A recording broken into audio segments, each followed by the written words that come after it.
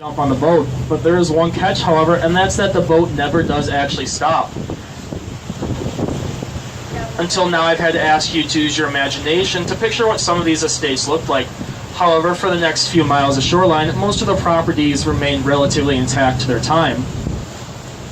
77, Hillcroft, as it was renamed, served as P.K. Wrigley's summer residence and later as his guest house. When it was sold, the new owner had it torn down, or had the top 2 floors torn down, so this home is actually 1/3 the original size.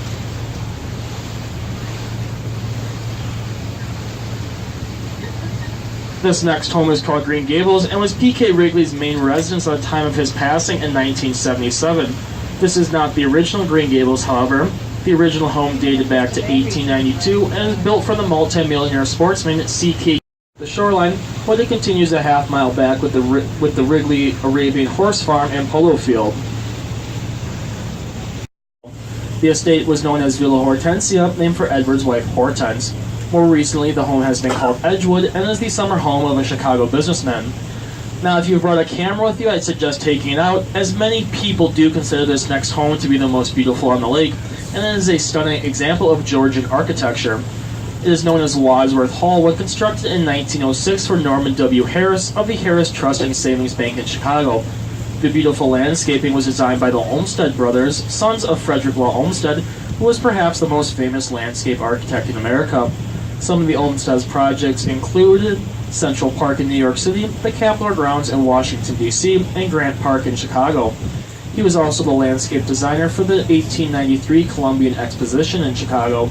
In 1920, the estate was purchased by Walden W. Shaw, founder of the Yellow Taxi Cab Company in Chicago, and was renamed the Stenning. By the 1930s, it was owned by Shaw's son-in-law, Daniel F. Peterkin Jr., who was the president of the Morton Salt Company. The estate remained in their family for nearly 80 years before it was sold to an investment banker from Chicago named Richard Driehaus. Now, Mr. Driehaus throws a huge party every year. His party occurs in the end of July. Does anybody know any really big holidays at the end of July? Alright, we have 2 ladies up here that said it's their birthday. Well, it's actually his birthday the last weekend in July. And this small home on the point here is actually the first home built here on the lake used for year-round use. About 90% of the homes on the lake here are used only 3 to 4 months out of the year.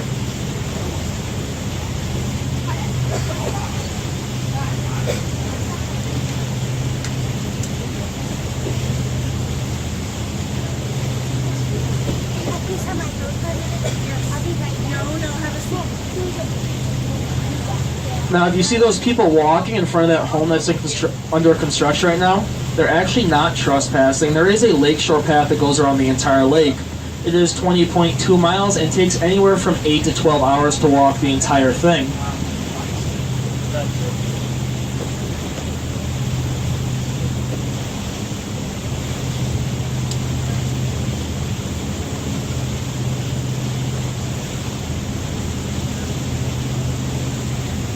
Past the modern homes up here on the ridge down in that valley is a red-roofed home. This is known as Bonnie Brae and was built in 1881 for Judge Thomas F. Withrow and named for his daughter Bonnie. In 1897, Bonnie Brae was purchased by Mr. and Mrs. Martin A. Ryerson. The Ryersons were in the lumber and steel business and had the good fortune of owning one of the only lumber and steel yards that survived the Great Chicago Fire of 1871.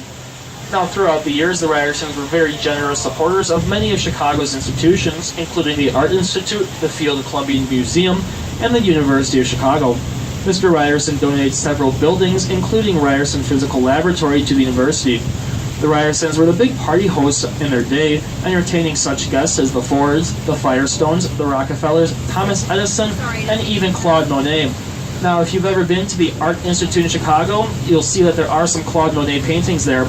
Mr. Ryerson actually donated them to the institution. Wait, how long? What? How long? It's a chill and relax here. Are we getting bored?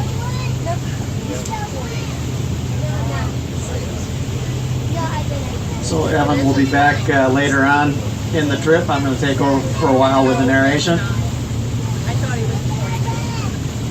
How'd you do my touch ID? It was already open.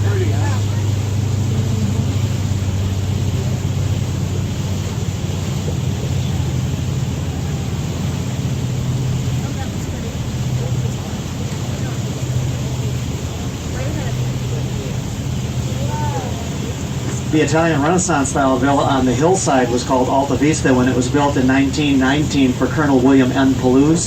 He was founder of the Palouse Scale of Balance Company. At one time, they had the U.S. postal contract. There was a Palouse scale in every post office in the country.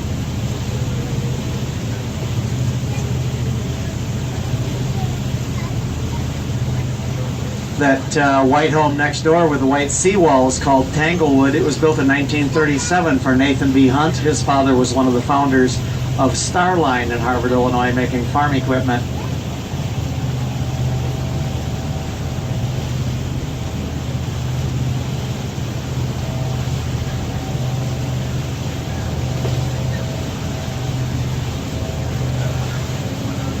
There is no vacant property on the lake.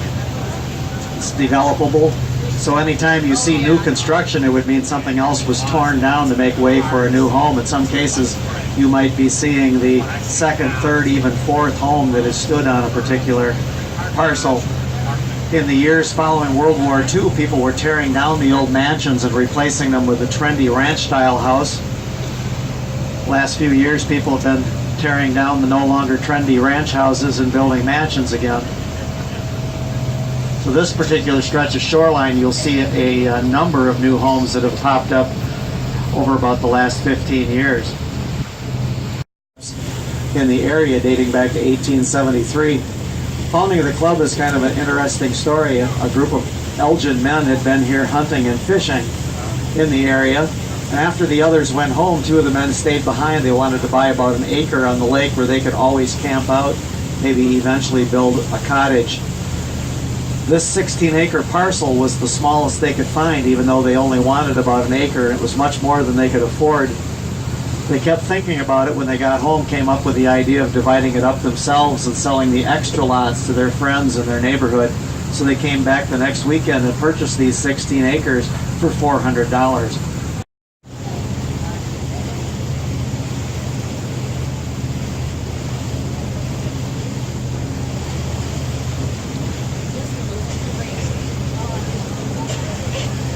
This area is referred to as Pebble Point or Coleman's Woods.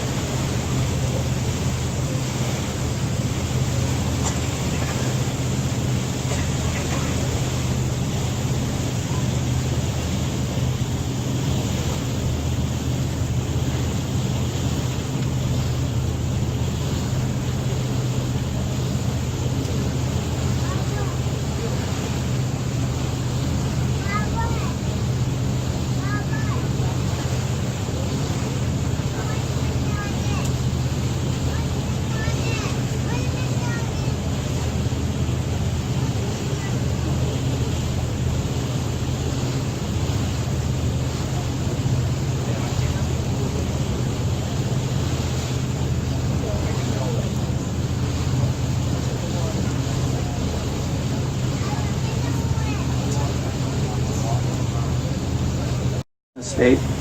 Ignaz Schwinn founded the bicycle company in 1895, built his lakeshore home in 1928, and that was maintained by the Schwinn family until the 1990s when the new owner built a similar sized home.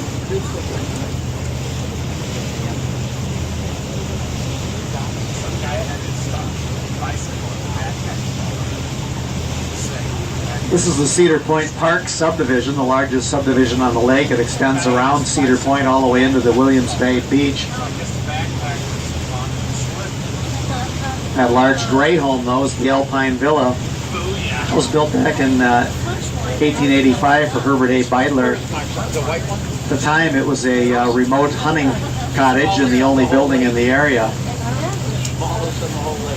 Herbert Beidler was a lumber baron who purchased property here on the point from N.K. Fairbank way back at the Butternuts, close to the city of Lake Geneva. At one time, the Fairbanks owned all of this lakeshore.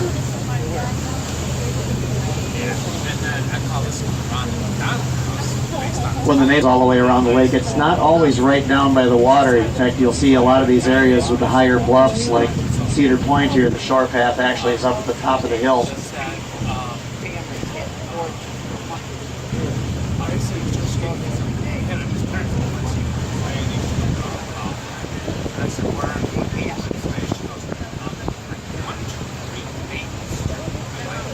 amazing view from the top of that bluff. In fact, when I walk the shore path from the top of that bluff, I can clearly see the old style sign. This is where all of the tour boats are kept during the winter. You can see the Duchess, the steam yacht Louise parked there. And then up on shore, out of the water, is the Lady of the Lake. Lady had quite a bit of work done this year.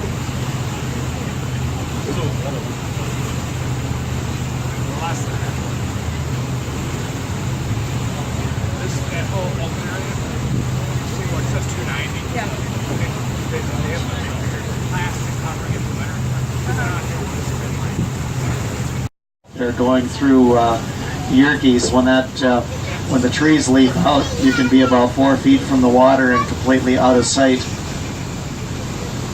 Really gives you an idea what the entire shore path would have been like.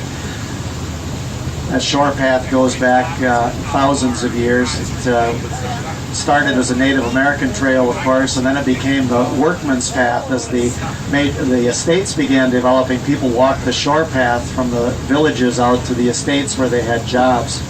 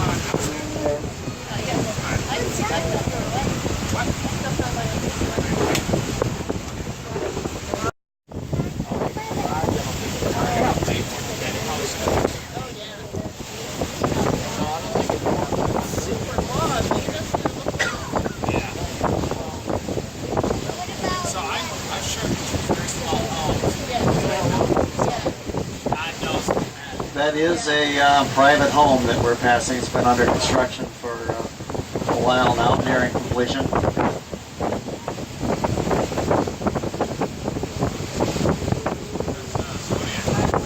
Be right where you see a kind of a turquoise roof over there. That's the amphitheater. This large building that we're passing is the new clubhouse for the Lake Geneva Yacht Club. It's been on this site since 1926. The clubhouse just was rebuilt a year ago.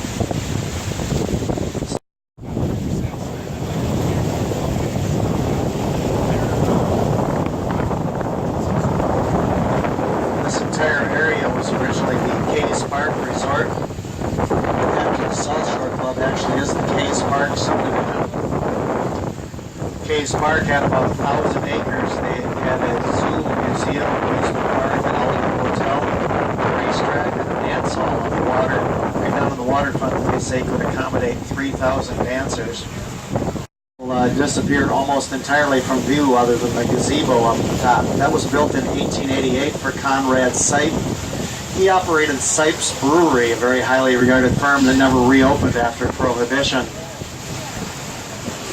A unique thing about Black Point is that it stayed with the same family through all of these years, and his great-great-grandson Dr. William Peterson a few years ago donated it to the state of Wisconsin. After an extensive renovation, it opened as a limited access museum. Access limited to Lake Geneva Cruise Line boat. So you get a 45-minute narrated tour on the way here. Tour of the first 2 floors of the home, and then another narrated tour on the way back. One catch, you got to be able to do some stairs. There's 137 stair steps up to the front porch of that home. Chicago did start to rebuild, and obviously rebuild all the way, and Mr. Young was more than happy to sell back all that property to the original owners for about 100 times what he bought it for. Much of what he bought is known today as the Loop. At the time of his death in 1906, a conservative estimate of his fortune was set at over $25 million. Now, plans for the home had originally been more modest, and a $150,000 budget was set, but with many elaborate additions, the price skyrocketed closer to $2 million. Now, that was in 1906, or 1900, excuse me, that it was over $2 million. There are 7 levels in all, 2 sub-basements, 4 main levels, and a roof terrace. Set off by a 250-foot wide veranda, the mansion stretches 174 feet as it faces the lake and is 70 feet deep. The exterior walls are dressed Bedford limestone, the floors are hand-laid parquet tiles, and the interior walls are Tennessee marble. When completed in 1901, all the doorknobs, plumbing, and electrical fixtures on the first floor were coated in 14-karat gold, with sterling silver on the second and bronze on the third. On the main floor was a beautiful ballroom, complete with a crystal chandelier and a hand-carved dining room table that could seat more than 100 guests. On the second and third levels were basically bedroom and bedroom suites, averaging about 20 by 25 feet. The fourth floor was designed for recreation and even contained a gymnasium and miniature golf course. Originally, the roof was a garden, but it has now been converted to a swimming pool. On the right-hand side up there, you might be able to make out a guardrail. That's actually where that swimming pool is. Now, Mr. Young only enjoyed the home for 5 years before his death, but the mansion remained in the family until 1939, when Mr. Young's granddaughter presented the home and about 8 acres of the surrounding land to the Episcopal Church to be used as a private school for girls. Unfortunately, the school failed financially, and after a few years in financial problems, the girls' school, shut down. Now, in the 1960s, this home was put up for auction from back taxes, and does anybody have a guess how much it sold for in 1960? I hear $2 million, $6 million. It sold for $75,000. Now, since then, several $1 million have been spent in the restoration of the building. Today, there are 5 condominiums located in the building, 1 on the first, 2 on the second, and 2 on the third. There's like 4 Ferraris there. Oh, yeah.